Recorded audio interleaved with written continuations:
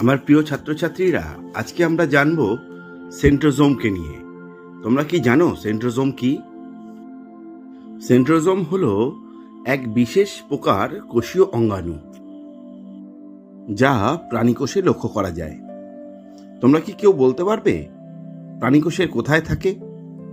প্রাণীকোষে centrosome নিউক্লিয়াসের কাছে অবস্থান করে।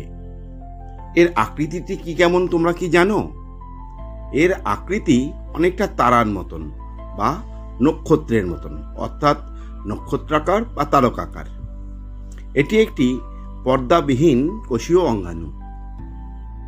তোমরা কি কেউ সেন্ট্রোজোমের কাজ কি বলতে পারবে?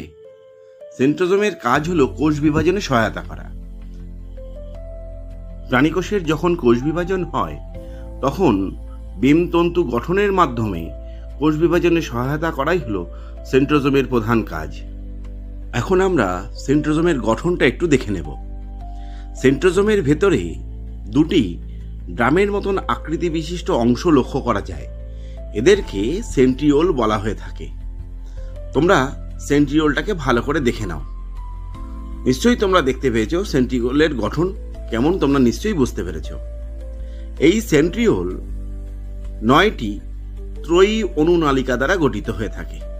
অনুনালিকাগুলিকে দেখো। সেন্ট্রিওলকে ঘিরে সাইটোপ্লাজমীয় স্তর লক্ষ্য করা যায়। একে সেন্ট্রোস্ফিয়ার বলা হয়। সেন্ট্রোস্ফিয়ারের বাইরে যে রশ্মির ন্যায় অংশ লক্ষ্য করা যায় তাকে অ্যাস্ট্রাল রশ্মি বলা হয়।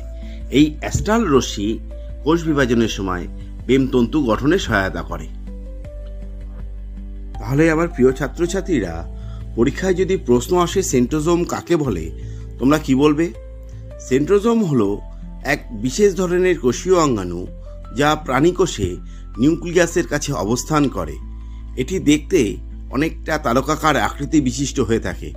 এটি একটি পর্দাবিহীন কোষীয় অঙ্গাণু, যা প্রাণীকোষের কোষ বিভাজনের সময় বেমতন্তু গঠনে সহায়তা করে।